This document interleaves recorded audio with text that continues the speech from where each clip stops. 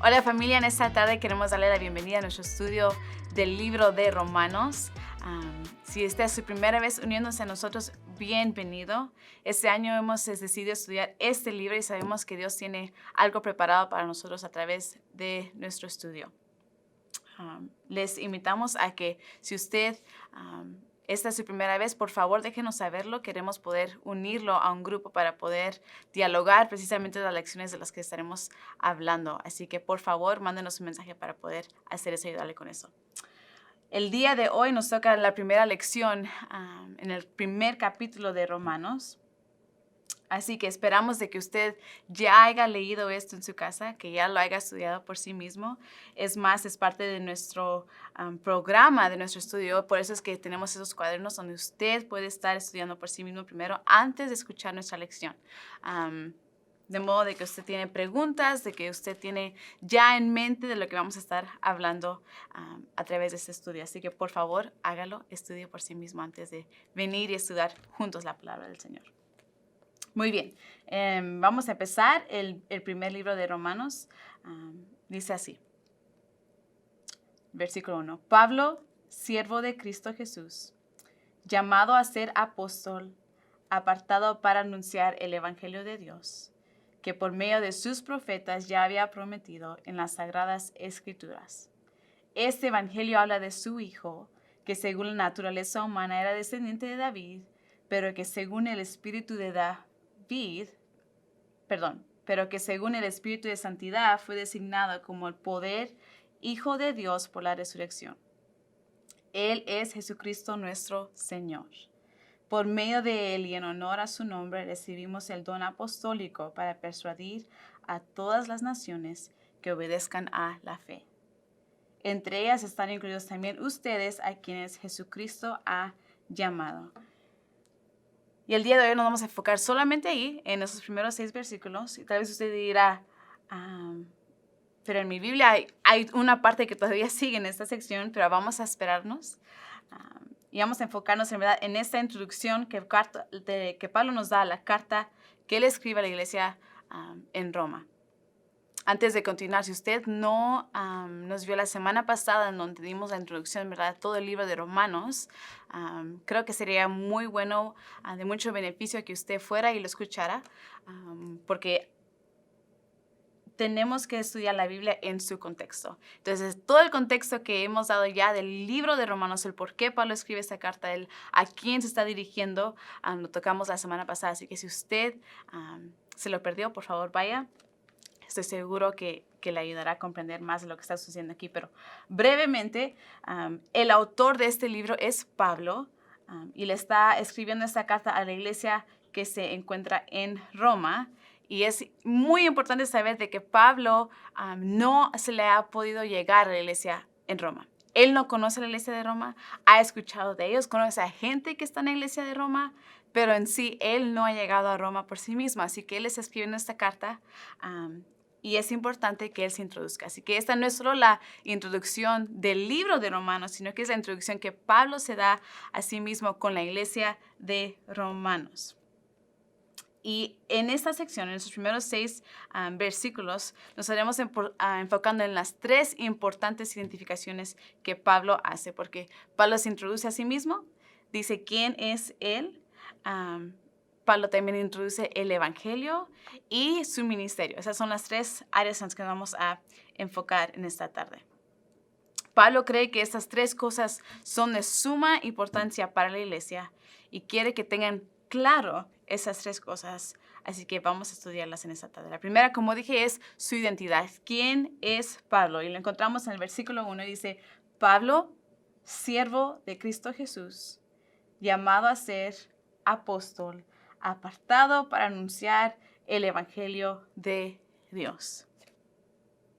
Ahora, cada una de esas descripciones es muy importante y tiene mucho valor. Pablo primero se identifica como un siervo. Y creo que nosotros tenemos la mentalidad que un siervo es alguien que con gusto sirve, y sí, tenemos razón. Pero Pablo aquí, en verdad, la palabra griega que él usa es la palabra doulos, que quiere en verdad decir esclavo. O sea, que él está sujetado a alguien. Es más, la raíz de esta palabra viene de la palabra atar o encadenar. Pablo quiere decir siervo de Cristo Jesús, atado y sujetado a Cristo Jesús. Luego dice que él fue llamado a ser apóstol. Y esta palabra griega apóstolos quiere decir alguien que se le delega algo, alguien que es enviado a hacer algo específico. Y específicamente aquí a los apóstoles que Jesús llamó, lo que quiere decir ustedes son embajadores del evangelio, gente que se les ha delegado llevar el mensaje de Cristo Jesús, comisionado específicamente de Cristo. Apartado para anunciar. Y apartado viene de la palabra griega afarizo, que quiere decir literalmente dejar fuera de un límite. Vamos a dibujar un círculo, ¿okay? Lo que está afuera de ese límite, lo que está adentro, eso es lo que vamos a apartar. Separado. Y esas son las tres cosas que Pablo usa para describirse a sí mismo. Como dijimos, Pablo no conoce a la iglesia en Roma, así que al escribir esas tres descripciones, él cree que son las tres descripciones más importantes que la iglesia de Roma sepa de él: siervo, apóstol, apartado. Siervo, apóstol, apartado. Y leemos estas palabras y como dije, es Pablo describiéndose y pudiéramos muy fácilmente decir, pues sí, porque el libro se trata de Pablo, Pablo se está describiendo a sí mismo. Esa es la importancia de este pasaje, pero la verdad es que eso no es así. En verdad, Pablo se está describiendo, pero en cada una de esas descripciones, Pablo nos está señalando hacia Dios. Lo hermoso, de verdad, de estas palabras identificadoras de Pablo es que no son ni siquiera las palabras que él se designó por sí mismo. Y no nos perdamos de este detalle. Pablo se está describiendo, pero en verdad todo lo que está definiendo Pablo de sí mismo está basado en Dios. Esas descripciones se refieren a cosas que Dios ha hecho por Pablo. Él es siervo de Cristo Jesús, pero que Cristo lo hizo su esclavo de esta manera. Cristo lo sujetó, Cristo lo ató. Cristo lo encontró en su camino hacia Damasco. Fue Cristo el que inició ese encuentro. Cristo cautivó a Pablo y Cristo lo llamó a ser apóstol. Y fue Cristo quien lo delegó a llevar este mensaje. ¿Te das cuenta? Dios lo apartó y lo separó para su reino y su gloria mucho antes desde que Pablo empezara a escribir esta carta a la iglesia. Y lo vemos a través de la vida de Pablo. Es más, en el libro de Gálatas, capítulo 1, versículo 15, Pablo habla precisamente de esto. Y deja muy en claro que él ha sido escogido por Dios, que no fue nada que él ha hecho por sí mismo. Y esas son sus palabras. Dice el versículo 15, pero aún antes de que yo naciera, Dios me eligió y me llamó por su gracia maravillosa. Luego le agradó revelarme a su Hijo para que yo proclamara a los gentiles la buena noticia acerca de Jesús. Ya ves, esto es todo hecho en el trabajo de Dios. Dios lo eligió, Dios lo llamó y luego Dios le reveló a su Hijo, Cristo Jesús. En otras palabras, la identidad de Pablo, lo que él siente necesario que la iglesia de Roma sepa de él, es que 100% de su identidad está basada en lo que Dios ha hecho por él, en quién es Dios. Y Pablo tiene por importancia dejar esto bien definido a la iglesia de Roma. Y es importante para nosotros también. Así que a través de esto, en esta introducción, Pablo nos deja en claro de quién se trata el libro de Romanos. No se trata de él y no se trata de la iglesia en Roma. El protagonista de esta carta es Cristo Jesús. Y en los 16 capítulos de este libro lo veremos. Todo se trata de Jesús, de su evangelio, de su iglesia. Y es mi oración, iglesia, nuestra oración, que como iglesia nosotros, al igual que Pablo, podamos tener en claro nuestra identidad y que no nos quede duda de que todo lo que somos es por Cristo y para Cristo. Más adelante lo estudiaremos, pero en el capítulo 11 de Romanos, Pablo precisamente nos dice esto. Dice, porque de Él y por Él y para Él son todas las cosas. A Él sea la gloria por los siglos, los siglos. Amén. Así que continuemos. Ese es Pablo. Ahora en el versículo 2 empieza en verdad Pablo a escribir lo que es el Evangelio. Dice, apartado para anunciar el Evangelio de Dios, versículo 2, que por medio de sus profetas ya había prometido en las sagradas escrituras. Este Evangelio habla de su Hijo, que según la naturaleza humana era descendiente de David, pero que según el Espíritu de Santidad fue designado con poder Hijo de Dios por la resurrección. Él es Jesucristo nuestro Señor. En esos versículos Pablo le recuerda a la iglesia lo que es el Evangelio. Y es imposible, iglesia, estudiar el resto de Romanos sin concentrarnos en esta parte del Evangelio, en recordar en verdad lo que es el Evangelio, la buena noticia que Cristo Jesús vino. Así que, ¿qué es el Evangelio? Es nuestra esperanza de que tú sepas contestar esa pregunta antes de haber leído esto. Pero si no puedes, déjame refrescarte un poco la memoria. ¿Qué es el Evangelio? Bueno, el Evangelio es esto, que a través de la desobediencia de Adán y Eva, el pecado se dispersó a todo hombre y mujer. Y el mundo que Dios un día había creado perfecto en su diseño, nunca fue el mismo. Nosotros lo destruimos. Sin embargo, aun siendo nosotros culpables, pecadores por naturaleza, Dios envió a su Hijo Jesús a redimirnos, a llevar sobre de Él la carga de nuestra maldad, de nuestros errores, y al morir por nuestros pecados, todo eso quedó atrás. Él tomó nuestro lugar poniendo un fin a la división que existía entre nosotros y Dios. Y este es el Evangelio. Esa es la buena noticia que nosotros creemos. Nuestra oración es que a través de este estudio, a través de que abramos esos capítulos y leamos esos capítulos de Romanos, este Evangelio lo lleguemos a comprender como nunca antes. Que este año, aunque se ve muy diferente a lo que estamos acostumbrados, sea el año en que podamos tener un nuevo entendimiento del poder que hay en el Evangelio de Cristo Jesús. Y que al expandir nuestro entendimiento de este Evangelio, esto nos impulse a vivir cada día para darlo a conocer a Él más. Así que nos dice el versículo 2 que este Evangelio ya había prometido el Señor. Había prometido. Jesús, el Mesías, vino a hacer el cumplimiento de muchas profecías y muchas promesas que el Dios Padre había dado a su pueblo de Israel. Por generaciones, miles de años, esas promesas habían sido pasadas de una generación a la próxima y se esperaba de una generación a la próxima su cumplimiento. Y aunque tuvieron que esperar, iglesia, muchos años, miles de años, se cumplieron. Cada una de ellas.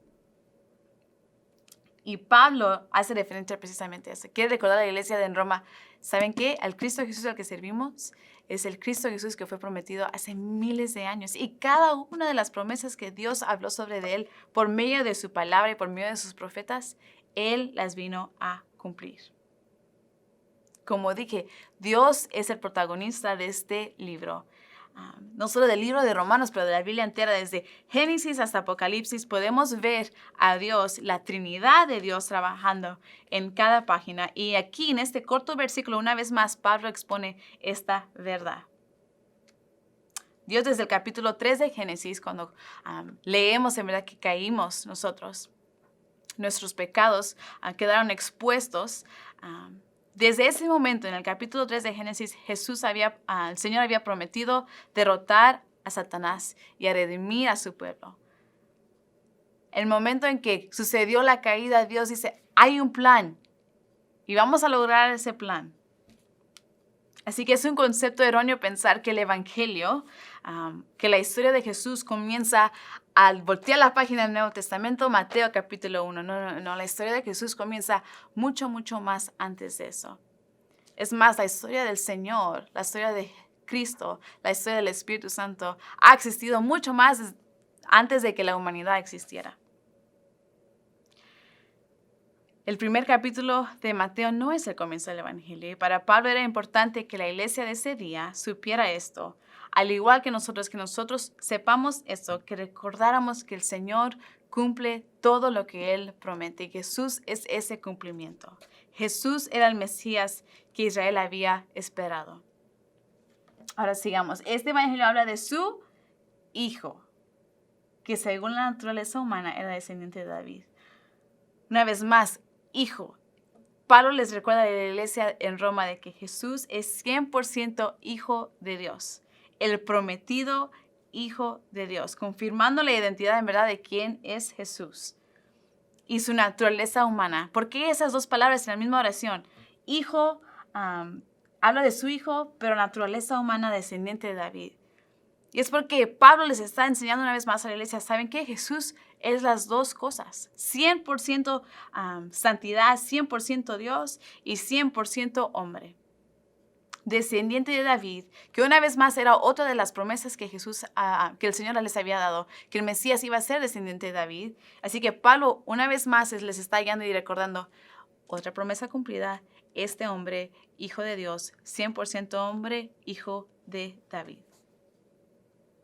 Y luego comienza el versículo 4, pero que según el Espíritu de Santidad fue designado con poder hijo de Dios por la resurrección. En otras palabras, Pablo empieza a dar las calificaciones de Jesús, quién es Jesús, y existe un pero, y dice, sí, era 100% humano, pero a diferencia de todos los hombres que han caminado sobre esta tierra, aunque Jesús era de carne y hueso como tú y yo, al mismo tiempo era 100% Dios. Y eso quedó designado, es la palabra, a través de su resurrección. Y esa palabra, en verdad, designado en el griego, viene de la palabra orizo, que es donde venimos a tener la palabra horizonte. O sea, usted imagínese el horizonte. Usted no necesita que alguien le describa a usted lo que es el horizonte. ¿Dónde comienza el horizonte? Sabemos por definición misma, vemos nosotros con nuestros propios ojos el cielo y la tierra y lo que es el horizonte. Y no hay duda, no se mezclan las dos cosas. Esto queda tan bien definido por la naturaleza. Y de esta manera, igual Jesús queda marcado definitivamente, declarado claramente Jesús, Hijo de Dios, por medio de la resurrección. Y luego existen estas dos palabras en ese versículo, pero que según el Espíritu de Santidad fue designado con poder, Hijo de Dios, por la resurrección. ¿Y qué quiere decir esto? Con poder. Eso no quiere decir que antes de que la resurrección sucediera Jesús no tenía este poder. Sabemos que eso no es así porque vemos cómo Jesús obró milagro tras milagro a través de los evangelios. Más bien eso significa que después de la resurrección, Jesús tomó el lugar que le pertenecía a la diestra del Padre. Y eso es lo más esencial, iglesia, de lo que creemos nosotros, del Evangelio. Porque Jesús vino, Jesús murió, y aún más importante, Jesús resucitó. Y digo más importante porque sin la resurrección, el Evangelio estuviese incompleto. Nada en la Biblia tiene significado sin la resurrección de Cristo. ¿Por qué? Porque la resurrección de Cristo nos sirve como constancia de muchas cosas. La primera es que, como acabamos de leer, que Jesús es Hijo de Dios. Y la tumba que hoy sigue vacía es la máxima declaración de quién es Jesús. Hijo de Dios. También nos recuerda de que Dios cumple todo lo que Él promete. Él es fiel a sus promesas. Podemos confiar en su plan y en sus propósitos. Nos recuerda de que toda la autoridad le pertenece a Dios. En el libro de Efesios, capítulo 1, el versículo 19, nos habla precisamente de esto, de lo que sucedió después de que Jesús murió, después de que Jesús se levantó de entre los muertos. Y dice así, cuán incomparable es la grandeza de su poder a favor de los que creemos. Ese poder es la fuerza grandiosa y eficaz que Dios ejerció en Cristo cuando lo resucitó de entre los muertos y lo sentó a su derecha en las regiones celestiales. Muy por encima de todo gobierno y autoridad, poder y dominio, y de cualquier otro nombre que se invoque, no solo en este mundo, sino también en el venidero. Dios sometió todas las cosas al dominio de Cristo y lo dio como cabeza de todo a la iglesia. Esta, que es su cuerpo, es la plenitud de aquel que lo llena todo por completo. En otras palabras, una vez más nos deja aquí bien claro que Cristo es el que está sentado a la diestra del Padre. Por encima de todo gobierno, de toda autoridad, se le ha entregado esta posición a Cristo Jesús después de su resurrección. No hay nada imposible para Él. Él es Hijo de Dios, el Hijo de Dios con poder. Y lo dice aquí para una vez más, Jesucristo nuestro Señor. A este Señor es al que servimos. A este Señor es al que proclamamos. Las noticias de este Señor que vino por ti y por mí es el evangelio que compartimos. Y esa es la importancia de este libro de Romanos. Sigamos. Así que Pablo se identifica quién es Él, qué es el evangelio, que lo acabamos de ver. Y por último, concluye describiendo lo que es en verdad su ministerio. Y el versículo 5 dice así: por medio de Él y en honor a su nombre recibimos el don apostólico para persuadir a todas las naciones que obedezcan a la fe. Entre ellas están incluidos también ustedes, a quienes Jesucristo ha llamado. Y una vez más, recordemos las palabras de Pablo que les leí al principio en el capítulo 11, que todo es por Él y para Él, en honor a su nombre, dice Pablo, que entonces recibimos el don apostólico.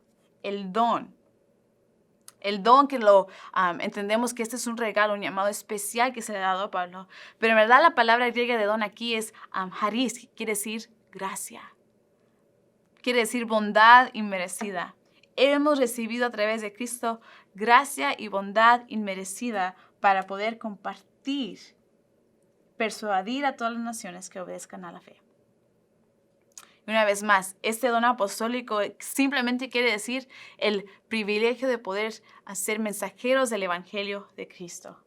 Para persuadir no quiere decir, tengo que ver cómo los convencemos. No. En verdad lo que quiere decir persuadir es simplemente anunciar. La palabra griega ahí quiere decir anunciar. Tenemos el don, la gracia, la bondad inmerecida de anunciar el evangelio de Cristo Jesús. ¿A quiénes? A todas las naciones. A todas las naciones. ¿Y cuál es el llamado de Pablo? El llamado de Pablo es esto: obedezcan a la fe. Obediencia a la fe, ¿cómo? Pablo les está dando a entender aquí que la obediencia y la fe van de mano en mano y no se puede separar una de la otra. El evangelio, este gran anuncio que hemos estudiado ahora, que vemos cómo Pablo detalladamente lo da versículo tras versículo, tiene que traer Pablo este evangelio a todas las naciones. Y el mensaje es: naciones obedezcan a la fe. En otras palabras, vivan. Actúen de tal manera que su confianza en Cristo, su fe en Cristo Jesús, sea la base de absolutamente todo. No podemos creer en Jesucristo como el Mesías, como el Hijo de Dios con poder, que lo acabamos de leer, como aquel resucitado, y tenerlo por certeza como nuestro Salvador, sin vivir en obediencia a lo que Él nos llamó. Y es lo que Pablo les está dando a entender a la iglesia de Romanos. Nosotros que creemos, nosotros que hemos entendido quién es Jesús, vamos a obedecer a la fe. ¿Por qué? Porque la fe verdadera produce obediencia en todos de nosotros. Porque al recibir el evangelio, en verdad, al conocer quién es Jesús, el Rey poderoso, aquel resucitado, al que se le ha dado toda autoridad, el nombre por sobre todo el nombre, aquel que fue prometido de hace miles y miles de años, el que vino a cumplir promesa tras promesa por ti y por mí, al en verdad conocer a este Jesús, gozosamente le obedecemos y le seguimos. Y eso es lo que Pablo le quiere dar a entender a la iglesia en Roma. Somos llamados no solo a entender el evangelio, pero que este evangelio en nosotros produzca una obediencia a la fe. Y este mensaje es para todas las naciones. Todas. Y por si quedara alguna duda, la iglesia Pablo les deja claramente escrito una vez más que esto es para todos los gentiles que han sido llamados a Jesucristo. El versículo 6 dice: entre ellas están incluidos también ustedes, la iglesia en Roma, a quienes Jesucristo ha llamado. Ustedes, Jesucristo les ha llamado. Así que en estos versículos vemos que el ministerio de Pablo queda muy bien explicado, la misión que Dios le ha dado a él específicamente. Jesús, Dios mismo, lo llamó y lo apartó con este propósito de llevar su evangelio a todas las naciones, a los gentiles y a los judíos, a todos. Porque todo es para Él y todo es por Él.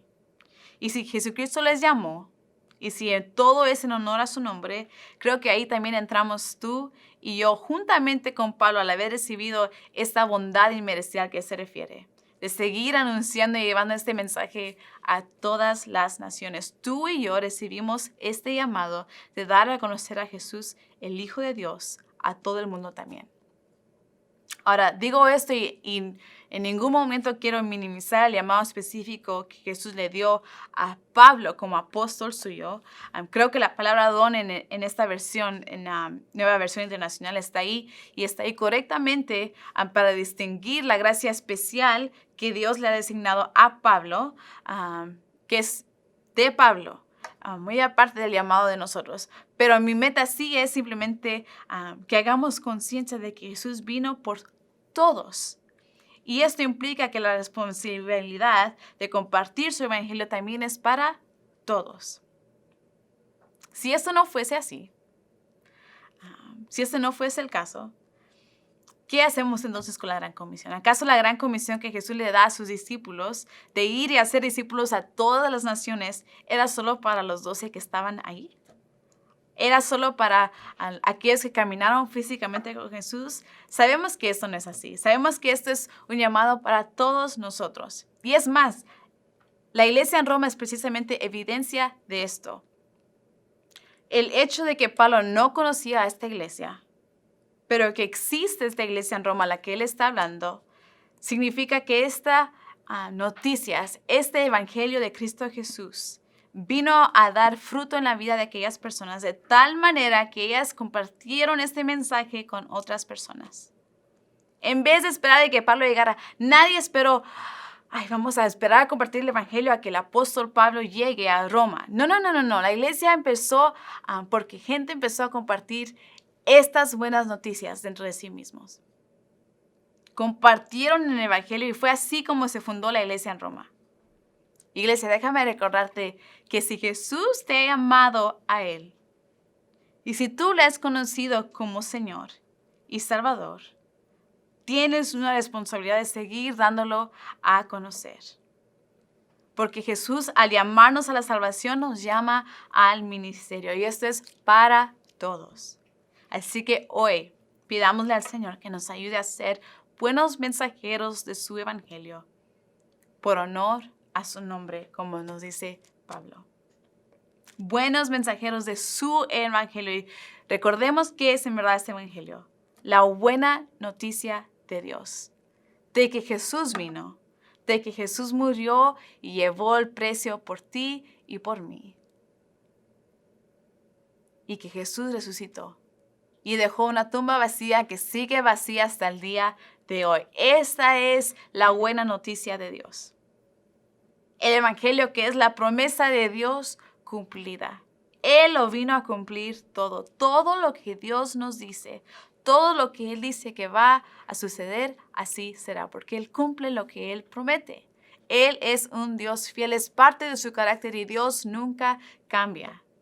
Él es el mismo de ayer, de hoy y para siempre. Y podemos confiar en Él. El día de mañana tal vez no sabes tú qué va a suceder. Pero nuestra oración es de que cuando venga ese momento, tú te recuerdes, pero el día de ayer Dios fue fiel. Y hace miles de años Dios fue fiel. Y aunque la iglesia tuvo que esperar, el pueblo tuvo que esperar miles de años para ver las promesas de Dios cumplidas, Dios fue fiel y Dios seguirá siendo fiel.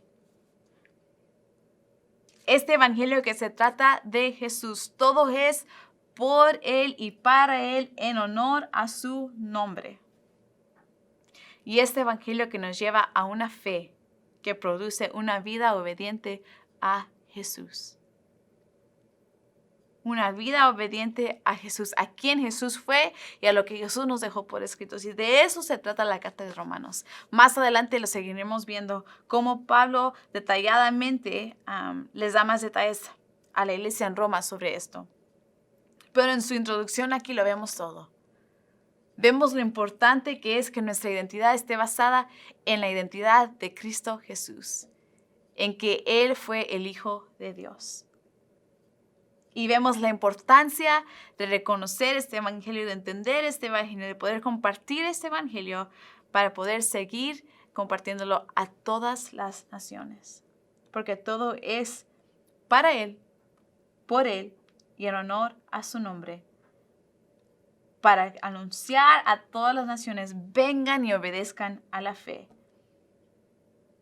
Porque Jesucristo nos ha llamado, iglesia. Hay que serles fieles.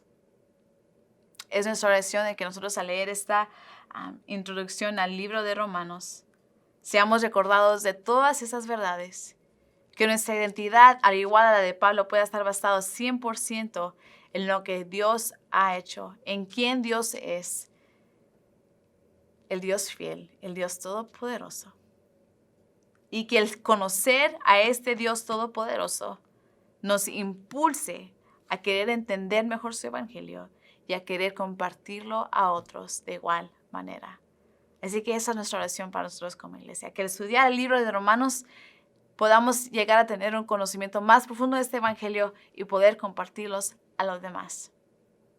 ¿Por qué? Porque tú y yo día tras día, iglesia, necesitamos ser recordados en verdad de este evangelio, de esas noticias. Nuestra alma necesita ser recordado día tras día que Jesús ha venido por ti y por mí a redimir todo lo que somos para su gloria, en honor a su nombre.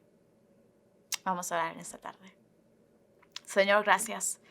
Gracias por tu evangelio. Gracias, Señor, porque tú viniste cumpliendo cada una de las promesas que habías dado. Porque hemos llegado a recibir tu evangelio y hemos llegado a conocer de quién tú eres. Y en esta tarde, Señor, te pedimos que seas tú, a través de este libro, a través de este estudio, Señor, llevándonos a un entendimiento nuevo en verdad de tu evangelio.